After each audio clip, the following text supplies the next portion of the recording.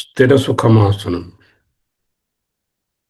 ఏకాగ్రంగా వినండి, ధ్యానించుకోండి.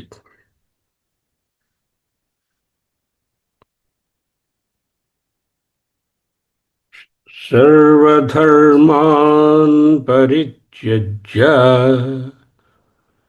మామేకం శరణం వ్రజ. అహం త్వా సర్వపాపేభ్యో మోక్షయిష్యామి మా శుచః.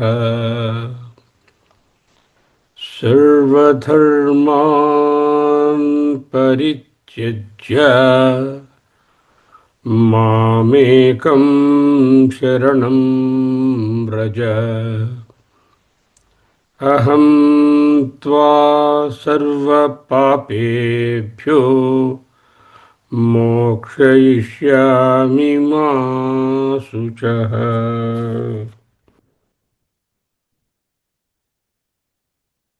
సర్వధర్మాన్ అంటే అధర్మము కూడా కలుపుకోవాలి.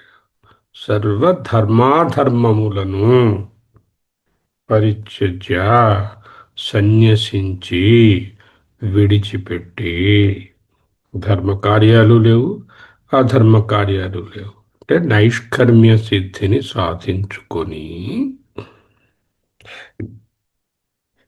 మాం నన్నే ఏకం ఒకే ఒకటైనటువంటి నన్నే సర్వశక్తిమంతుడు సర్వాసారుడు పరమేశ్వరుడు అయినటువంటి ఆ పరతత్వాన్ని శరణం రజ శరణు పొందుము, శరణు జొచ్చుము. అహం నేను, పరమాత్మ ఆత్మ, త్వా అంటే త్వాం, త్వా అన్న త్వామన్న ఒక్కటే. ఒక్కొక్కసారి త్వా అని ఉంటుంది, ఒకసారి త్వామని ఉండవచ్చు. నిన్ను సర్వపాపేభ్య సమస్త పాపముల నుండి మోక్షయిష్యామి. సమస్త పాపముల నుండి మోక్షయిస్తూ మరి పుణ్యాలు అవి మిగిలిపోతే మళ్ళీ జన్మ వస్తుంది. పుణ్యాలు లేవు, పాపాలు లేవు, వాటన్నిటి నుంచి తప్పించేస్తాను. పుణ్యపాప ఫలముల మీద నీకు ఇంక ఏ విధమైనటువంటి అధికారము ఉండదు. కనుక ఏమవుతుంది? జన్మరాహిత్యం వస్తుంది. పుణ్యం ఉంటే పుణ్య జన్మలు వస్తాయి, పాపం ఉంటే నీచ జన్మలు వస్తాయి. పుణ్యపాపములు రెండూ లేకుండా నా కారణ శరీరంలో ఉన్నటువంటి కోడింగ్ జీరోకి వచ్చేసింది అనుకోండి, అప్పుడు ఇంక మరి మోక్షమే కదా. జన్మ జరా మృత్యు అనేటటువంటి వలయంలో లేదు కదా. మోక్షయిష్యామి విముక్తిని గావించదను. మా శుచ నీవు శోకించకుము. భగవద్గీత బోధన 2వ అధ్యాయంలో 11వ శ్లోకంతో మొదలైంది. ఈ అధ్యాయంలో 1866తో ముగిసింది. ఈ మధ్యనున్నదంతా గీత. 2 నుంచి 11 వరకు ఉన్నది సినారియో బిల్డింగ్, అంటే ఆ సన్నివేశాన్ని రెడీ చేశారు. అర్జునుడికి బోధించడానికి కావలసినటువంటి సన్నివేశం scenario is made ready. From 1867 onwards till the last 10-12 verses, it is only ఉపసంహార వాక్యములు. వాటిలో బోధన ఉండదు. బోధన ఇక్కడితో అయిపోయింది. 2:11లో ఏం చెప్పారు? అశోచ్యాన్ అన్వశోచిస్త్వం ప్రజ్ఞావాదాంశ్చ భాషసి గతాసు నగతాసూంచ నాను శోచంతి పండితాః. అశోచాన్ శోకించకూడనటువంటి వాటి గురించి అనేకంగా అధికంగా చింతిస్తూ శోకిస్తూ ఉన్నావు. అది మనిషి తాలూకా స్టార్టింగ్ పాయింట్. భగవద్గీత అర్థం చేసుకుని అనుభవంలోకి వచ్చిన తర్వాత మా శుచ శోకింపవలదు. శోకిస్తున్న శోకించవద్దు. చింతిస్తున్న వాడివి చింతించవలదు. రాగద్వేషాలలో ఉన్నవాడివి వాటిలో ఉండవలసిన అవసరం లేదు. ఎందుకు? ఈ బోధనంతా దానికోసమే. మొత్తం గీతా బోధనంతా అశోచ్యాన్ మా శుచ అశోచ్యానంద శోచస్త్వం మా శుచ is the ending. Entire Gita is about removal of చింతా ఆర్ సారో ఆర్ ఆలోచన ఆర్ అన్నెసరీ మెంటల్ టర్మాయిల్. మా శుచ మా శుచ మా శుచ మా శుచ మా శుచ. చితా చింతా తయోర్మధ్యే చింతా ఏవ గరీయసి చితా దహతి నిర్జీవం చింతా దహతి జీవినం. చిత అంటే కాల్చడానికి చితి పేరుస్తాం కదా, ఆ చితి ఫ్యూనరల్ ఫైర్. చిత చింత. చింత అంటే శుచ. మా శుచ అన్నారు కదా, శోకించడం.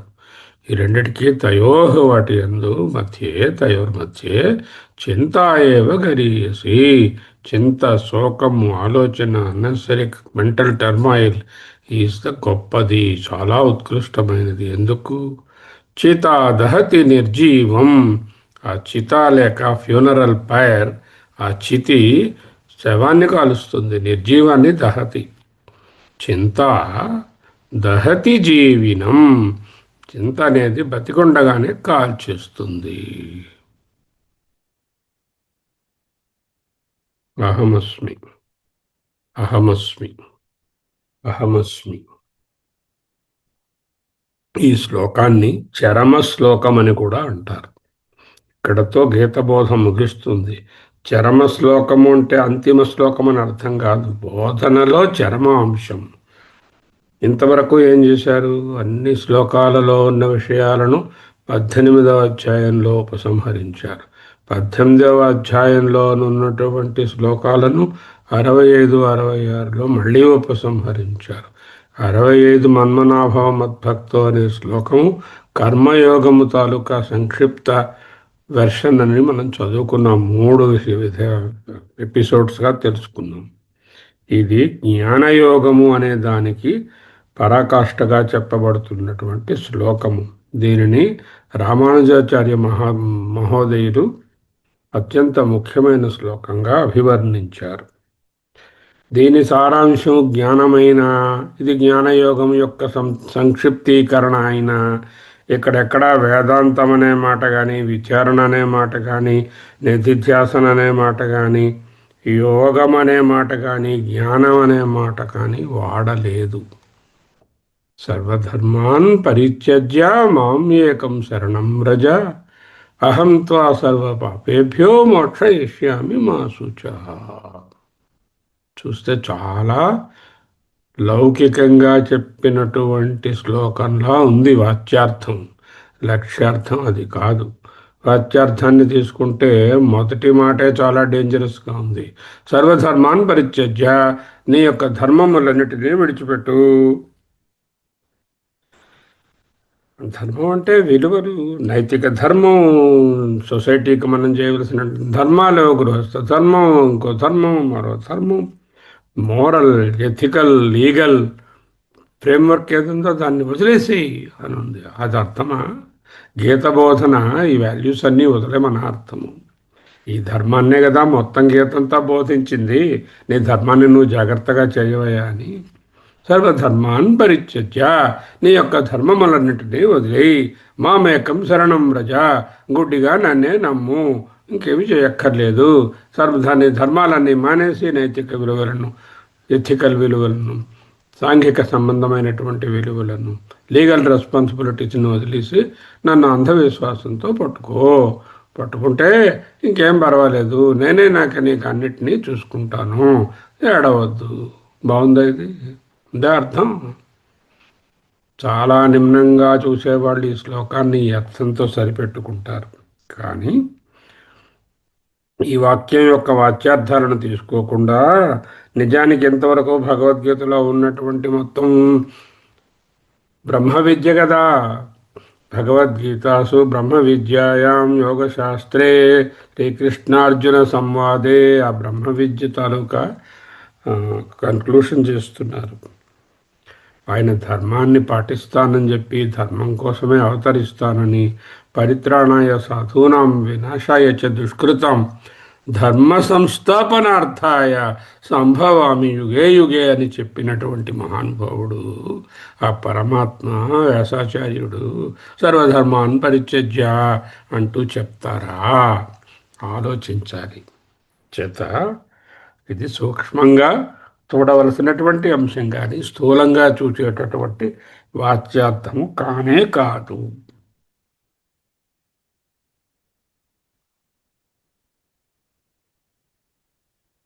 ధర్మాన్ని పరిత్యజించండి అన్నాడు ఆయన. ధర్మాన్ని పరిత్యజించండి అంటే ఏదో ఒక ధర్మాన్ని పరిత్యజించమని లేదు. సర్వధర్మాన్ పరిత్యజ్య, అన్ని ధర్మాలు వదిలిపారాయి అంటే ఏ విధమైన మోరల్ కోడ్ లీగల్ కోడ్ నీకేది లేదు.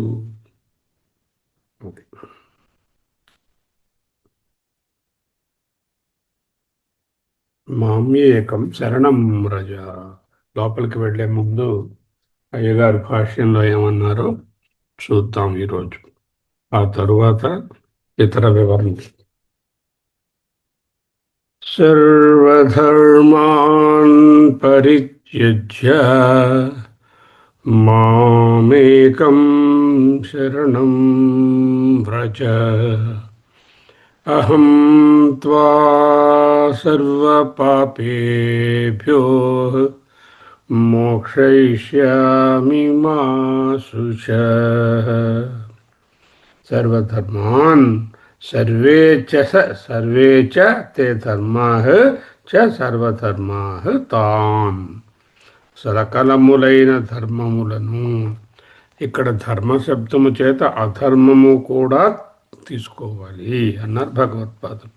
ధర్మశబ్దేన అత్ర ఇక్కడ ధర్మశబ్దేన అధర్మ అపి గృహ్యతే.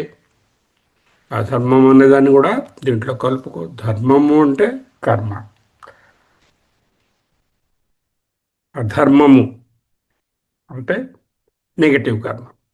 పాజిటివ్ కర్మలు లేవు, నెగటివ్ కర్మలు లేవు. సర్వకర్మలను పరిత్యజించి ధర్మ కర్మ, dharma here is the karma action. సర్వకర్మలను పరిత్యజించి. There is no positive action or negative action here because action binds. You all know that action binds. So action has to be, but have to do that. జీవనయాత్ర సాగడానికి కావలసినటువంటి actions మాత్రమే చేసుకుంటూ నైష్కర్మ్య సిద్ధిని సాధించుకుని అని అర్థము అంటున్నారు. ఎలా తెలిసిద్ది? భాష్యం చూడండి. సర్వధర్మాన్ సర్వే చ తే ధర్మాః చ సర్వధర్మాః తాన్, వాటిని ధర్మశబ్దేన అత్ర అధర్మ అపి గృహ్యతే. అధర్మాన్ని కూడా కలుపుకో. నైష్కర్మ్యస్య వివక్షితత్వాత్.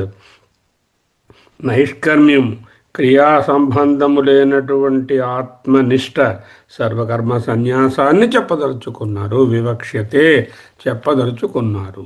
సర్వకర్మ పరిత్యాగం. సర్వకర్మ పరిత్యాగం అంటే సర్వకర్మ ఫల పరిత్యాగం ఎలాగనో ఉంది. సర్వకర్మ పరిత్యాగము అంటే నైష్కర్మ్యస్య వివక్షితత్వాత్.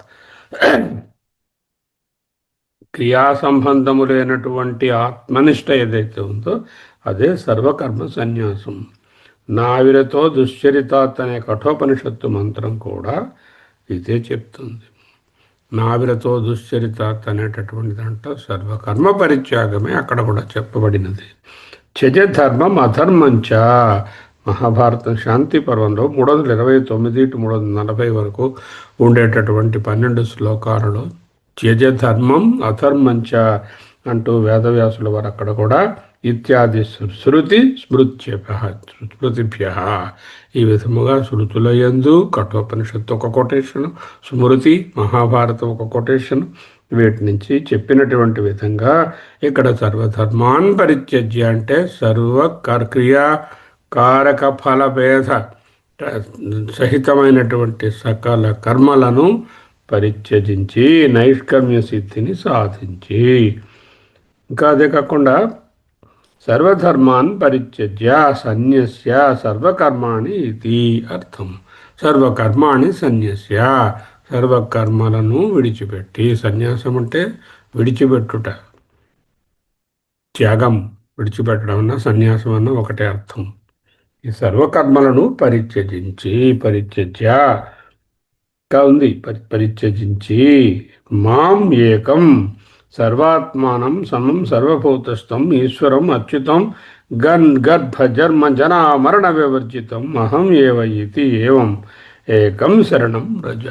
అహం అంటే నన్ను, మాం ఏకం శరణం రజ, నన్ను శరణు పొందుము. ఎవరు ఈ నన్ను అంటే చెప్తున్నారు, సర్వాత్ముడు, సమం సర్వభూతస్థం, సమం అంటే బ్రహ్మ, సర్వభూతస్థుడైనటువంటి చైతన్యము, సర్వాత్మకుడు ఆయనే, ఈశ్వరం అచ్యుతం ఏ విధమైన మార్పు లేనివాడు, గర్భ జన్మ జర మరణ వివర్జితం అంటే తడి కడుపులో ఉండడము, బయటకు పుట్టడము, అస్థి జాయతే వర్ధతే విపరిణమతే అపక్షీయతే నశ్యతి అనేటటువంటి ఆరు ఊర్ములు లేనటువంటి అహం ఆత్మతత్వాన్ని ఏవా మాత్రమే, ఏవం ఏకం అని ఒక్కదానినే శరణం వ్రజ, శరణు పొద్దుము. గర్భజన్మజరా మరణ వివర్జితమైనటువంటి ఏకైక తత్వం ఏదైతే ఉన్నదో, ఏదైతే సర్వాత్మనమో, ఏదైతే సమ్మమో, ఏదైతే సర్వభూతస్థమో, ఏదైతే పరబ్రహ్మమో, ఏదైతే అచ్యుతమో దానినే శరణు పొందుము. కారణ మోక్షం అని చెప్పడానికి, జ్ఞానయోగం అని చెప్పడానికి, నా మత్త అన్యదస్తి ఇది అవధారయ ఇత్యర్థ. What is the final meaning? ఏకం అంటే ఒక్కటే, అంటే మత్త నాకంటే నా అన్యదస్తి ఇంకొకటి వేరొకటి లేదు. మత్త అన్యత్ అస్తి అంటే ఇంకొకటి ఉంది. మత్త నా అన్యదస్తి, నా మత్త అన్యదస్తి ఇది అవధారయ ఇత్యర్థ. ఏకమనడంలో నేహ నానాస్తి కించన, ఈ ఆత్మ కంటే బ్రహ్మ కంటే వేరో ఇంకొకటి లేదు అని తెలుసుకున్నటువంటి స్థితి. సకలములైన ధర్మములను, ధర్మశబ్దంచే అధర్మాన్ని కూడా స్వీకరించుకో. భగవానుడు నైష్కర్మ్యాన్ని, క్రియా సంబంధం లేనటువంటి ఆత్మనిష్టను, సర్వకర్మ సన్యాసాన్ని వివక్ష్య తత్వాత్ చెప్పదలుచుకున్నాడు కనుక. ఏలననగా చెడువడని నడవడి నుండి విరమించుకోనివాడు ఆత్మస్వరూపమును ఎలాగూ తెలియజాలడు. ధర్మమును అధర్మమును కూడా విడిచిపెట్టుము అంటూ ఈ విధముగా శృతులు స్మృతులు బోధిస్తున్నాయి కనుక సకల ధర్మములను విడిచిపెట్టి అంటే సకల కర్మలను సన్యసించి అని అర్థమయ్యా. ధర్మ అంటే ఇక్కడ కర్మ అని అర్థం. సర్వధర్మానంటే సర్వకర్మలను, విహిత కర్మలను, శాస్త్ర విధిత కర్మలను, నిష్కామ కర్మలను, ఏవైతే మనము ఉత్కృష్టమైన కర్మలను చెప్పుకున్నామో కర్మయోగంలో వాటన్నిటినీ కూడా త్యజ విడిచిపెట్టి, పరిత్యజ పూర్తిగా విడిచిపెట్టి, సకల కర్మలను సన్యసించి. అప్పుడు ఏం చేయాలి? సన్యసించి ఖాళీ కూర్చోకూడదు కదా. Mind should have engagement.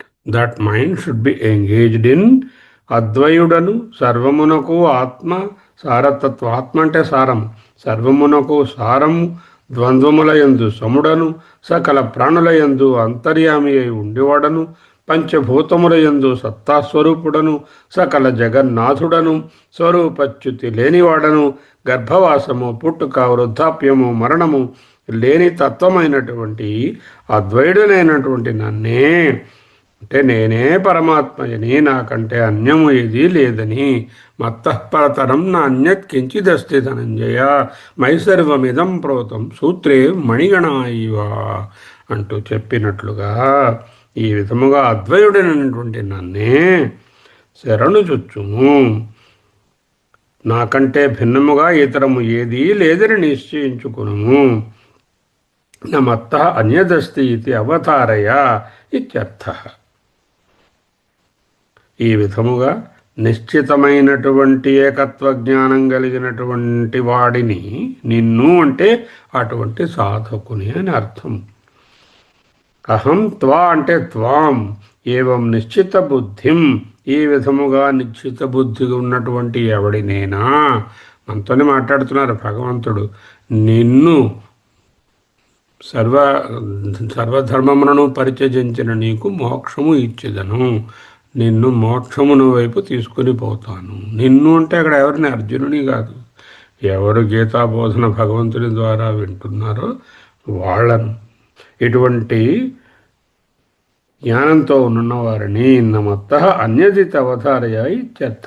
అహం త్వా అంటే త్వాం ఏవం నిశ్చిత బుద్ధిమని అర్థం రా. త్వా అంటే ఎవరైతే ఈ విధమైనటువంటి నిశ్చిత బుద్ధి కలిగి ఉన్నారో, నిశ్చితమైన జ్ఞానము కలిగినటువంటి సాధకుని నేను నీ ఆత్మరూపుడుగా సాక్షాత్కారమును అనుగ్రహించుట ద్వారా నేనే నీ ఆత్మ అని తెలుసుకుంటావు. ఆ విధంగా సర్వపాపేభ్యో అంటే సకల పాపముల నుండి, అంటే సకల పాపములను పుణ్యముల నుండి కూడా మోక్షయిష్యామి, ధర్మాధర్మ రూపములైన సకల బంధముల నుండి విముక్తిని కలిగించెదను.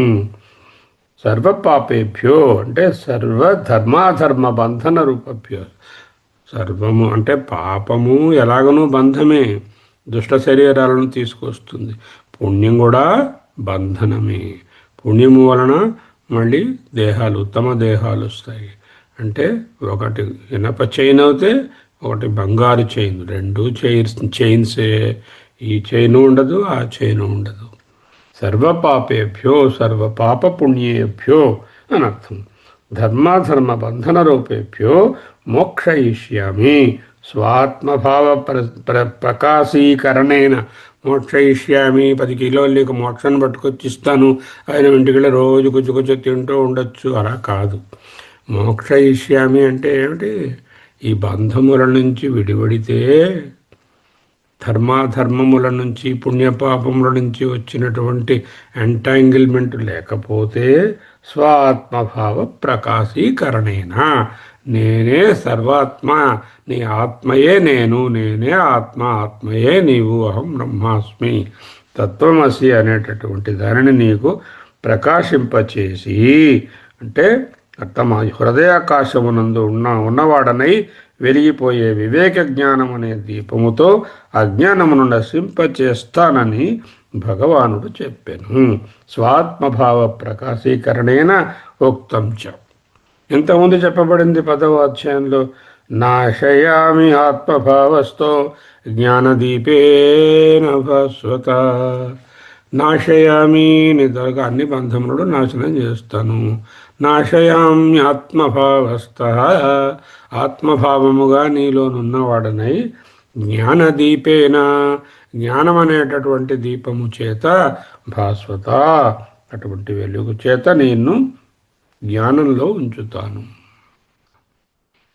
అందువల్ల ఏమిటవుతుంది అప్పుడు, అవతారిక, ఇందువలన మా శుచ శోకం మా కార్షి, శోకమును చేయవద్దు. గీతాబోధనంతా దేంతో ముగుస్తుంది, మా శుచ శోకించవలదు. శోకించవలదు అంటే ఏమిటి, శోక కారణాల నుంచి దూరంగా ఉండడం. శోక కారణాల వల్ల ఏంటవుతుంది, శోక కారణాలే బంధము, అవే కర్మలు.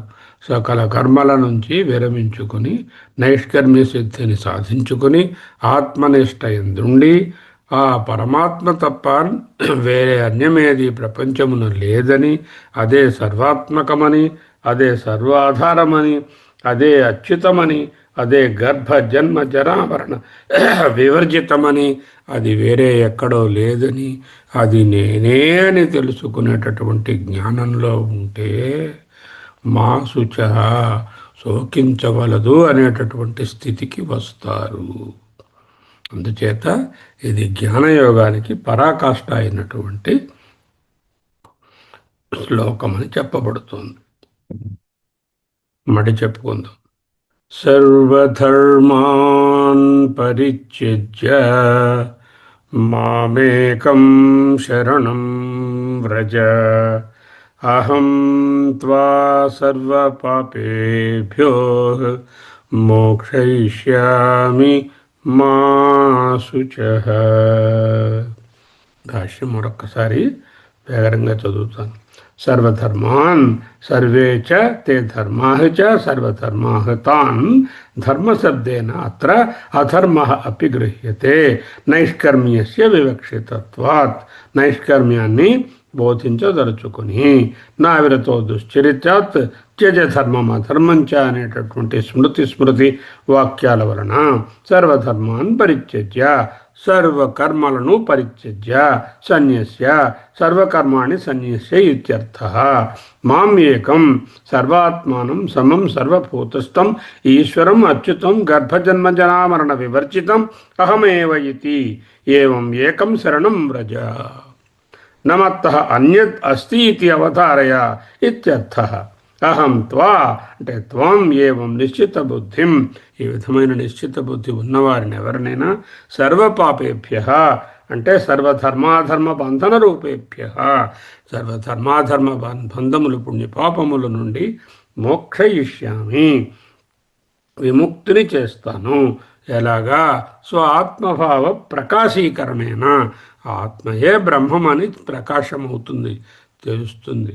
ఆ వెలుగులో ఉక్తంచ చెప్పబడినది నాశయామి ఆత్మభావస్థో జ్ఞానదీపేన భాస్వత అని 10-11లో చెప్పినట్లుగా ఇక్కడ జ్ఞానదీపము వెలగగానే సర్వకర్మ సన్యాసంలో, ఆ నైష్కర్మ్య సిద్ధిలో, ఏకత్వ దర్శనంలో అటువంటి ఏకమేవ అద్వయం బ్రహ్మ అనేటటువంటిది మత్తఃపరిణతాన్న అన్యత్కించిదస్తి అనేటటువంటి విషయాన్ని ఆత్మరూపంగా దర్శించుకున్న వారికి, అటువంటి ముముక్షు ఎవరైతే ఉంటారో ఆ వారికి మోక్షయిష్యామి సర్వ పాప పుణ్య కర్మల ఫలితాల నుండి మోక్షాన్ని ఇస్తాను. అంటే వాళ్ళ యొక్క ఈ కారణ శరీరం అనేటటువంటి కార్డు ఖాళీ అయిపోయింది. ఇక్కడ వాసనలు లేవు, కోడ్ లేదు. మళ్ళీ జన్మ రావాలంటే ఆ కోడ్ ఉండాలి. ఆ కోడ్ జీరోకి వచ్చేసింది. అది పట్టుకెళ్ళి చూపిస్తారే దీంట్లో కోడ్ లేదు, వాడు పుట్టక్కర్లేదు అని చెప్పేసి వాడిని ఆత్మభావంలో నిలిపేస్తారు. దానిని మా శుచ. ఆ స్థితియే ఇక శోకమోహాదులకు అత్యంత దూరంగానున్నటువంటి ఏకాత్మభావ స్థితి. అహమస్మి అహమస్మి అహమస్మి అహమస్మి. ఇంకా వివరణ ఉన్నది, రేపు కొనసాగించుకుందాం. ఒక క్లాసు 2 క్లాసులో తెలియదు, చూడాలి. ఓ ఓ ఓ ఒక్క నిమిషం పాటు లోతుగా గాలి పీల్చుకుంటూ దానిని నిలిపి తిరిపి పూర్తిగా విడుస్తూ ప్రాణాయామం చేస్తూ విడుస్తున్నప్పుడు ఓం అని అనుకోవాలి. స్టార్ట్. ఓం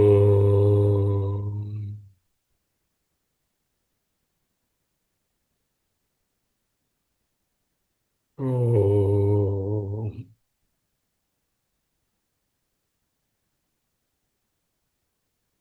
ఓం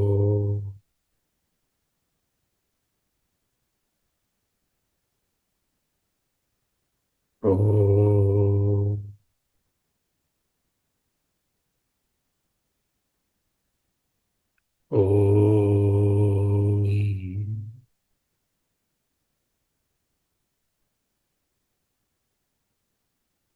ఓం సోహం సోహం సోహం సోహం సోహం సోహం సోహం సోహం సోహం సోహం శివోహం శివోహం శివోహం శివోహం శివోహం శివోహం శివోహం శివోహం శివోహం. స్వస్తి.